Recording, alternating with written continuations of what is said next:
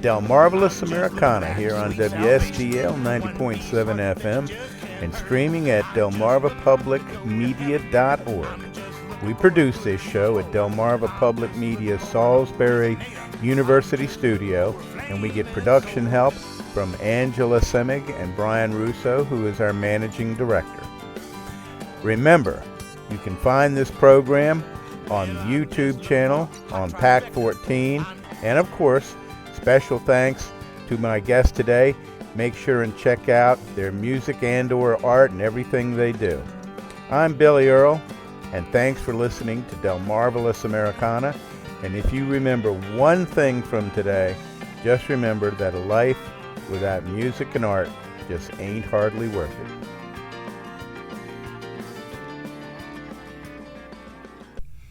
Let's all welcome our guest for today, Miss Nancy Mitchell, who is the Poet Laureate for the city of Salisbury, and a Texan and a music fan all in one.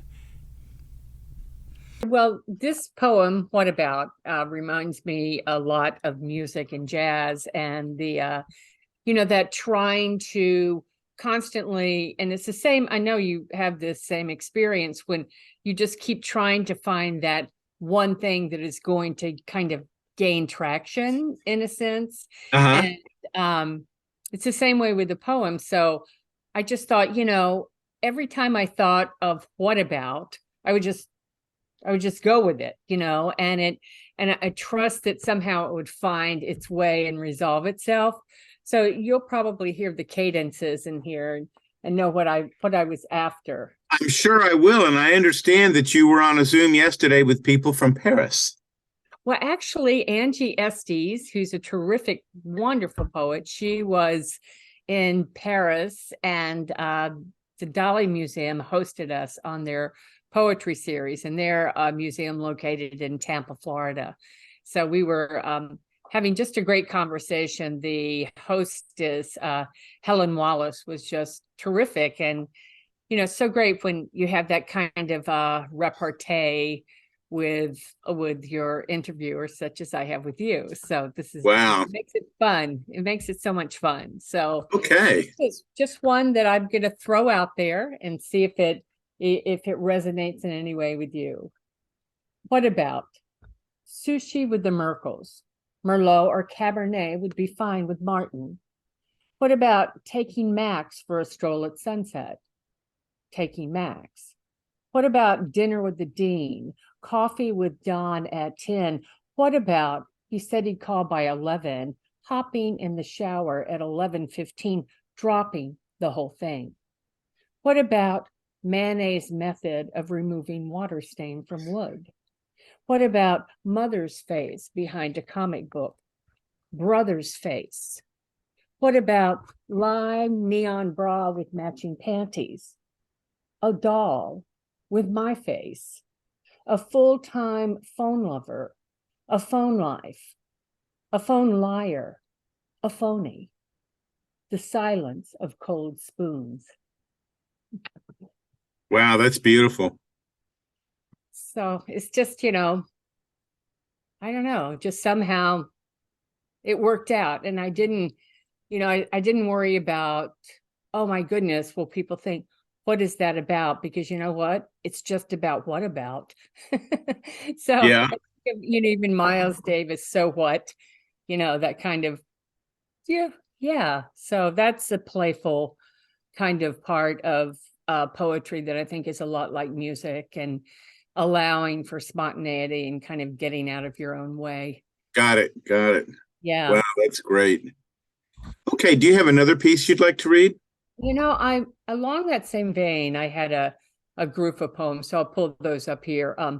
This one, remember, I am the Poet Laureate of Salisbury, but at the same time, I'm also a poet that has a different identity. Like, as we've talked about before, as the ambassador of poetry, I write poems to commemorate wonderful things that happen in our city, which I think our city is worthy of every small thing being celebrated, because so many people work so hard to make it happen.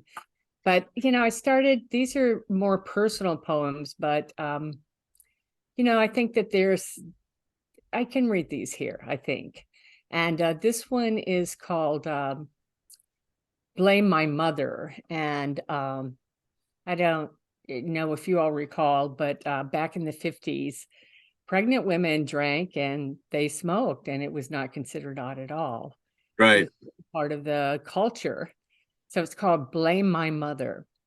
Blame my mother if I could, but the cocktail hour was de rigueur in the 50s, even for pregnant women. If you don't believe me, go read Cheever. Umbilical tether, defenseless fist of gills and fin, I twisted in placental gin. At 5, first tipsy inch of whiskey, Daddy tumbled into my silver baby cup. Cheers. Oh, how I love the falling dizzy, laughing spinny trees and monkey bars. And there in the sky, I saw the beaded spiral, my own DNA stairway to heaven. Wow. You have such a gift. Thank you, Billy. I know it's hard work, but it's just a gift. Okay. Let's cue up a couple of songs that Okay. that are things that kind of blow your hair back.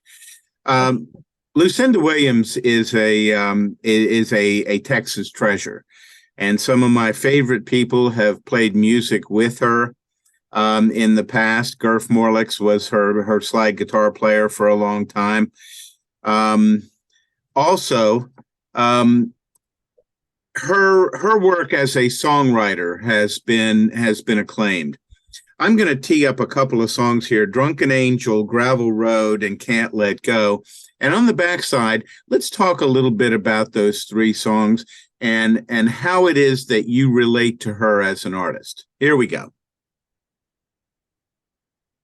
Okay, those were three selections from Lucinda Williams. The first is called Drunken Angel. It's a wonderful song, and it's poetry put to music, which, every musician can't claim to be capable of. When did you first start listening to Lucinda? Gosh, decades ago by now. Yeah. First Car Wheels on a Gravel. That wasn't her first one. Her first album was Car Wheels was the second album, but I think the first one was just Lucinda Williams. And she'd done the cover of Sweet Old World, which was amazing to me. But she also had 6 Blocks Away and something about what happens when we talk. And there's another one, but it's particularly the ones you're talking about, Drunken Angel. They have such lament and longing. And that is something I think that our culture is always trying to talk us into getting over things and moving on and put that happy face on everything. And, Yeah. it's and I think I mentioned this before, but to lament is also an elegy.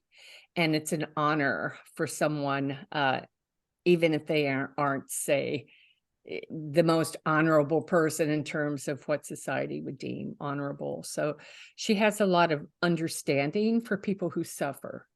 And I think that's phenomenal, and that she's able to make us feel that sympathy, empathy, and share that pain. She can write about the pain others feel, and I think that is her gift, and she makes it feel like her own. I mean, she sings with her whole body and soul, and she's not dialing it in. That wonderful song about the boy's family who's Pentecost, it's just amazing. It's incredible. And then the other song that you mentioned, let's see, Drunken Angel. And then what was the other one that we Gravel Road. Oh, Gravel Road. Yeah. Car Wheels on a Gravel Classic. Road. And that's such a wonderful detail, that just image. It's aural, car wheels on a gravel road. It's like, has that resonance. And also, those are the things that are most interesting to me in a way, are these smaller observations that the artist is always making. I have a poem. It's called Tuesday Morning, and it's very short. And it's her breath fogs the window clears, fogs the window, it clears again. And it's those encapsulated moments of being where you're in very authentic space. And I think she does that too. She takes us to places that you know, I haven't been before, but they feel so familiar. And I just, you know, I'm crazy about her, always have been. And that voice, that accent, That voice. oh, you know. So if anyone out there hasn't become a fan, you'll never regret that you explored her further. That's for sure. Now, she has another gift that's not quite so obvious. She gets the best people to play with her. Yeah, that's a good, yes, that is like a gift to her, and a Yeah. gift, you know, to, that's it. You're only as good as your band, really. Mm-hmm. And they really get her. And yes, you know, and you're so knowledgeable about people who play with her. And, you know, I'd love to introduce you to the poet Michael Waters, because he knows, you know, he knows the liner notes on probably every single album of the hundreds that he owns. And I just think to have that kind of knowledge and passion, it makes you an expert. And you know, Boy, I wish that were true. Thank you. That's very complimentary. The last song is a song that I really found fascinating. It's called "Can't Let Go," and it's a tale of love and love lost. I remember the very first time that I heard it, and I was just struck. When you're listening to songs like hers, I suspect that you have the same kind of inclination that I do, in that you really do focus on the lyrical content and not the musical content. I know I do. well, I'm really interested in poems with great, I mean, songs with great lyrics, because that's what differentiates them from, you know, just any old song. I mean, they're poetry because they're not clanging with rhymes. She uses the words, they're in a collaborative symbiosis, you know, just like with the song Can't Let Go. It's like run around, and she just keeps spinning us around. And it's like, for you can't let go because the centrifugal force of the song, for one thing, and whatever she's in, if she lets go, she'll spin right off. So yeah, it's a genius kind of intuitive move. And I think, you know, we were talking about this yesterday in the Zoom about writing and then the revision, and the hostess asked us, do you, because I use a lot of sound, I'm interested in sound and how it bumps and plays against each other, but I don't start out writing, like I don't start out thinking of craft comes later. What I'm after is the spirit of the song and what moves me. And, you know, we've all gone to the desk, gone to the keyboard, you picked up your guitar and tried to, you know, there are days it's not happening. It's Right. not happening, but maybe you'll stumble on it, you know, if you just keep thinking, well, I don't know, what about this? What about this? What about this? And then to be working with people with a band, that's kind of my dream, to collaborate with musicians and also read poetry. I used to be, back in the day, I was a folk singer and I sang, you know, Peter, Paul and Mary and Buffy St. Marie, and had long hair. And it was like, I didn't play an instrument, but the woman I performed with did. And that was cool. You know, that was really, that was fun. And that was a fun kind of collaboration. But I'm very interested in artists, musicians, and poets getting together and making something happen. That's kind of a dream, to have that kind of synthesis, I guess the word is. Yeah. Boy, are we on the same page. Okay, I'm going to cue up a song here that at the time when it came out was incredibly controversial, because it tells truth to power about the history of our country and some of the the foibles and some of the transgressions that we try to avoid today in the political world that we know. We try to avoid the truth, and we try to avoid what people in the past would have simply called history. But this is a song by Billie Holiday called Strange Fruit. Let's tee that up, and then let's talk a little bit about the environment in which a song like that exists today. Okay, that was Billie Holiday. This is Billy Earl on Delmarvalous Americana, WSDL 90.7. This song was highly controversial at the time because it dealt with the treatment of the African American in the United States. And certainly we've had experience here in Wicomico County of these sorts of horrific occurrences, and how at the time they were almost viewed as an entertainment. There were people who came to watch. There were people who came to enjoy, to revel in the fact that they could feel superior. First time you ever heard this song, what'd you think? Well, I thought, it's a perfect song because the sadness and the melancholy and the wondering. I mean, she uses the metaphor of strange fruit, hanging from a tree. Yeah. And it takes some listening to understand what she's talking about. And there's a fabulous poem by Marilyn Wilson, which is about Emmett Till. And it's in what's called a crown of sonnets, meaning that she has woven together 12 sonnets to make a wreath. And listening to that, she mentions strange fruit in it.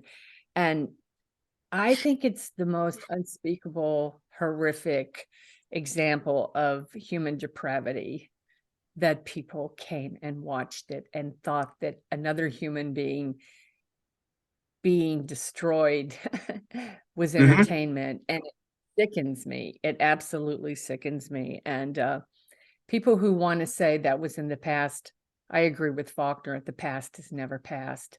Right. And it's never past until it's atoned for. It's great, to put up plaques that say, yeah, this happened here. There was a lynching here. This happened here. But also, there really is never forgiveness unless there is atonement. And even though the people that participated in all of these things were victims of and perpetrators are no longer with us, their descendants are. They are. And there has to be atonement. And and did you know hallowed ground is where a forgiveness takes place. And this ground has to be hallowed.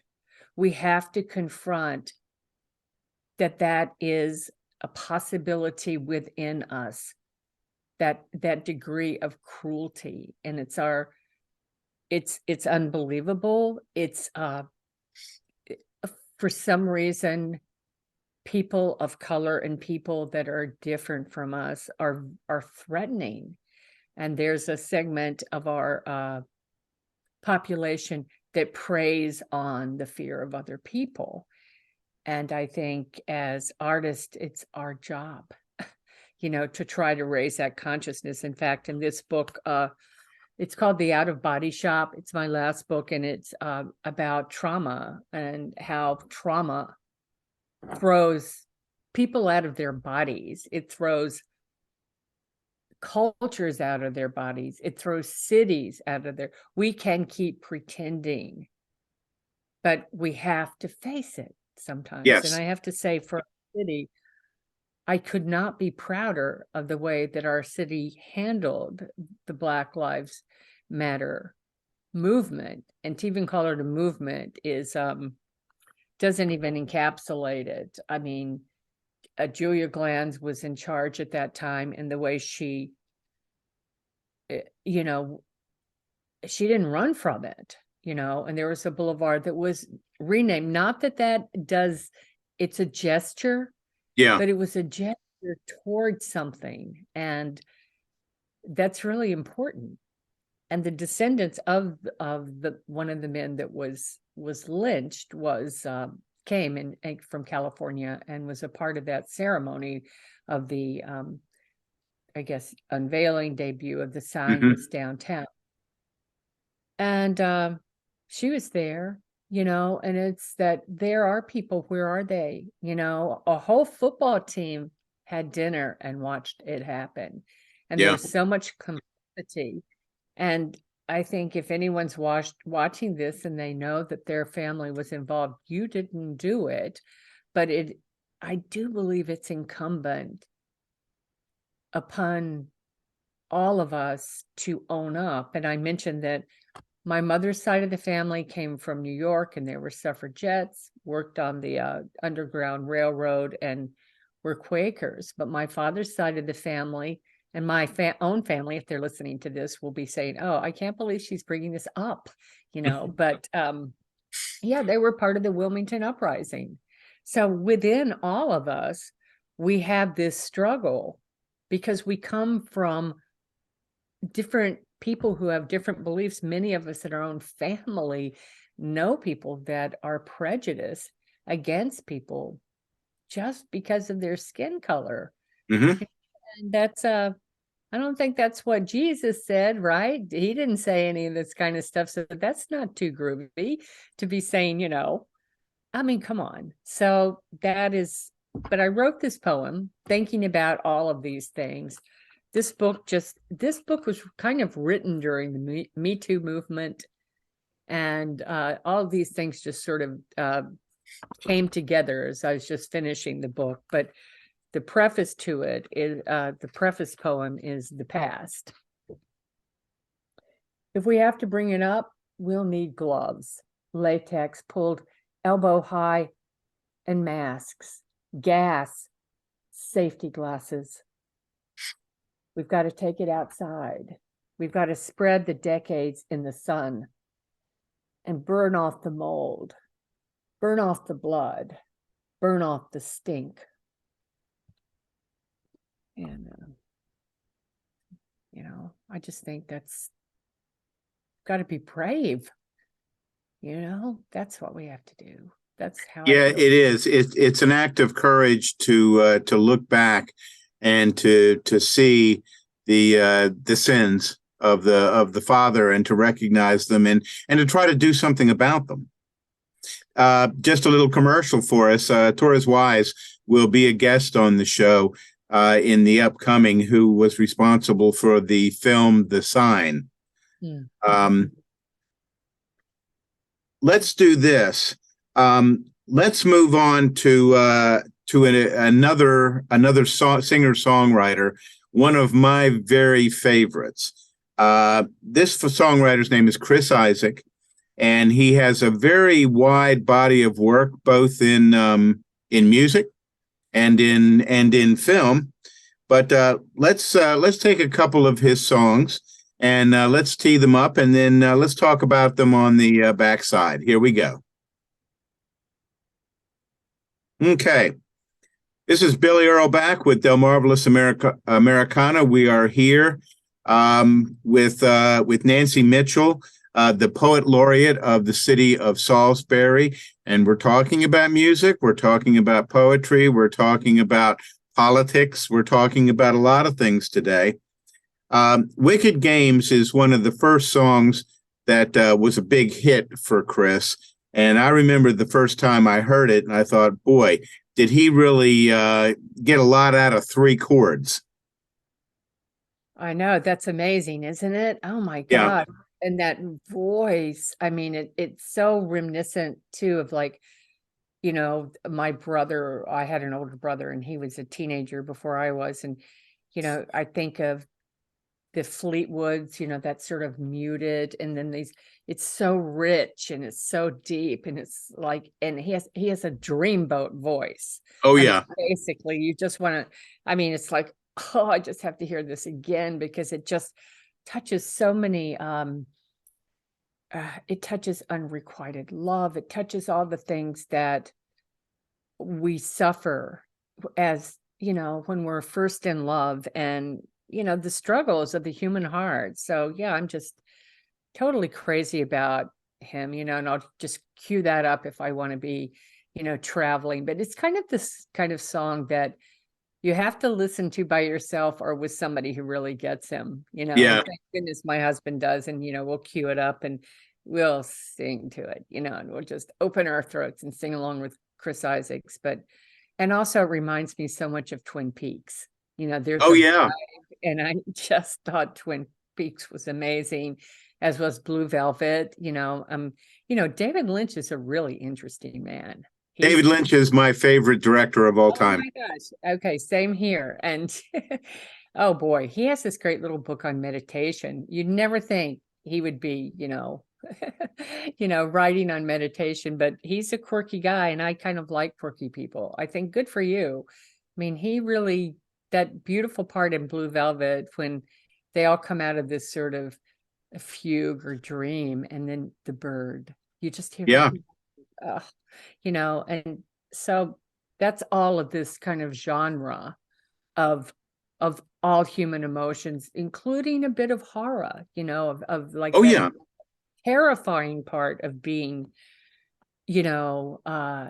strung along by someone, but not being able to not be, like drowning in the sea of love. And Agreed. where everyone would love to drown, you know what I mean? It's so yeah, it's about that the beauty of that, and particularly the beauty of romantic love. And it's pretty cool. So I'm a fan, total fan of him. I'm glad you are too. And David Lynch. David Lynch is a genius. Now, I don't claim to totally understand everything in Eraserhead, but I've watched it several times trying to figure it out, and absolutely adored it. Now, the second song there was basically has a very standard kind of blues riff in it, but Chris Isaac's take on it and the way that he presents it and the way that the guitar player, James Calvin Wilsey, plays that song is quite amazing. That song is called Baby Did a Bad Thing. And I did notice the other day that they're starting to use it for commercial purposes. I think it was a car commercial. But Chris Isaac and Wilsey made some music back in their day that was just astounding. Absolutely astounding. Yeah, definitely. I mean, gosh, I wonder if, I'm sure, like contemporary music, I'm sure there are equivalents of it, but it's hard to, I think we got the best of it. You know what I mean? I think everybody would, like in the 60s, that was some good stuff coming out of there, don't you think? Oh yeah. Yeah. Oh yeah. And I think it was there's so many things that may just be planetary. We have no idea what the influences are, that time and temperature touches us all. So I don't know. I think it's amazing to have that when they totally get each other. And like you said, once that symbiosis is broken, when someone leaves the band, it's just, there's something that just happens. Yeah. It can never be the same. It can never be the same. It can be different, maybe be good, but not that thing, It wasn't the magic. Mm-hmm. The magic was gone. Okay, let's do this.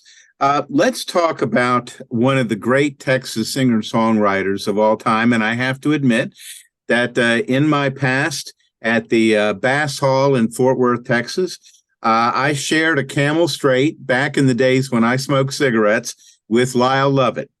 He got off the tour bus and saw me smoking there. And it was just me and a guy that did some sound engineering for me. And he asked me for a cigarette. And I didn't know what to say other than, yes, Mr. Lovett, here is a cigarette. But he kind of talked about, the show, and he was happy to be back in Fort Worth. And it was thrilling for me. I'm sure it wasn't for him, but it sure was for me. Well, he sure acts like the kind of person that would be thrilling for him too. I've Very, always very friendly. very friendly, very gentlemanly, Uh-huh. And I've seen him lots, most recently at the Freeman Stage. I don't know if you saw it there. I Saw did it not from see that show. anyway, it was a good show. You know, it's a different venue for sure that I've seen him in other places, but I think he's terrific. My husband, who we both grew up in Texas, part of our growing up, but I didn't know him. I lived near Rice University and he lived out in Spring, Texas. He came, you know, his family came from New York, and they were there for they called it the Shell Ghetto, because all these people from the oil companies were, you know, moving there with their families from places like New York and Chicago to Spring, Texas. And the first thing that the principal said to my husband's mother was like, "Had long hair. You better get that hair cut or the boys are going to take him out back and cut it." And then, you know, and I'm sure this was a joke, but it's so hilarious. "And while you're at it, get him wormed." Terrific. I mean, it was such a redneck place. And, you know, my husband says he had more fun there than, you know, he probably growing up in New York. They were right outside of New York, you know, in Montville, New Jersey, but it's great. And he feels like a Texan. And then later he went to work for Mid-Continent Oil and, you know, was a salesman for, you know, at the oil rigs, and got some tussle, you know, and he loves Brenham, especially, you know, the hill country. I don't know if that's near where you were from in that part. I have spent a lot of time in Brenham because my best friend lived in Brenham, down there in what I call the land of the best ice cream that was ever made, Bluebell. Oh, yeah. Now, the Spring, Texas you're talking about, is that the one that's about 30 miles west of Fort Worth? It's outside of Houston. It's outside of Houston. Okay. Yeah. See, when I grew up in Houston, it was Rice University, and you took the bus downtown, and, you know, we just lived in the city. We never, sometimes we went on the, you know, freeway, but not that much. But when we went back several years ago, we went into Houston to do the old, you know, I wanted to walk the old neighborhood. And then we drove to Austin for my niece's wedding. And oh my gosh, it's just like car dealerships, strip clubs, the entire way to Austin. So yeah, but Spring was way out there. Then it was on a farm road. It was called FM 1950. And that's what Spring was off of. So I mean, Houston's was incredibly sophisticated in terms of art and music and, you know, ballet and theater. But once you got out of Houston, you were into some stuff like Katy and, oh gosh, Beaumont, of course. And then where's that place? Port Arthur, that Janice. Port Arthur, where Janice is from. I know. And also the wonderful writer Mary Carr. She wrote The Liars Club. You might really enjoy it. But her dad was, you know, roughneck, I guess is what they call people working on. Yeah. I mean, she talks about running behind the trucks that were, you know, doing this mosquito spraying. Yeah. And the kids would ride their bikes, and the first one that passed out was out of the game. Can you imagine? Not too much, you know, parental control there. But well, I've also spent some time in Baytown. Yep. Baytown, that's where Billy Bob's was. And I remember the first time I ever rode a mechanical bull, boy, did I get thrown for a loop. I bet. Well, gosh, what brought you up here from? And your wife is from Texas too, right? No, my wife is from Langley Park, Maryland, and we separated when we graduated from college. I mean, from high school. I went to Richmond to play football, and she came up here because she had lived at the beach before. And so we separated, thinking that the distance between Ocean City, Maryland, and Richmond, Virginia was simply too far for love to overcome. You know, another dumb thing that kids do. Yeah, that's something, isn't it? Gosh. Well, yeah, Texas is something. It's mythical. It's breaking my heart with politics. It's just, you know, I have a niece that lives there. She lives outside of Austin, and she's our last relative. And, you know, we always think we'd go back there in a heartbeat, but wow, you know, it was always like that, but it just didn't feel like that to us. Well, it's gotten worse. To hear some of the favorite songs of Nancy Mitchell, go to Delmarvalous Americana on YouTube.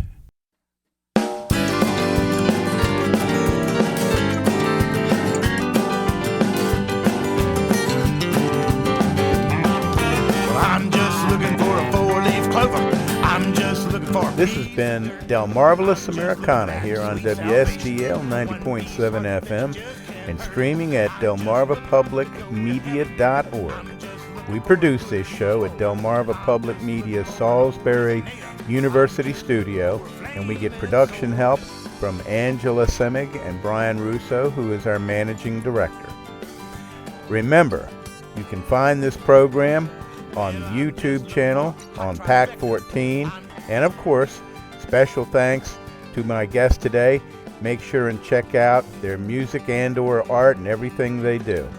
I'm Billy Earl, and thanks for listening to Delmarvalous Americana. And if you remember one thing from today, just remember that a life without music and art just ain't hardly worth it.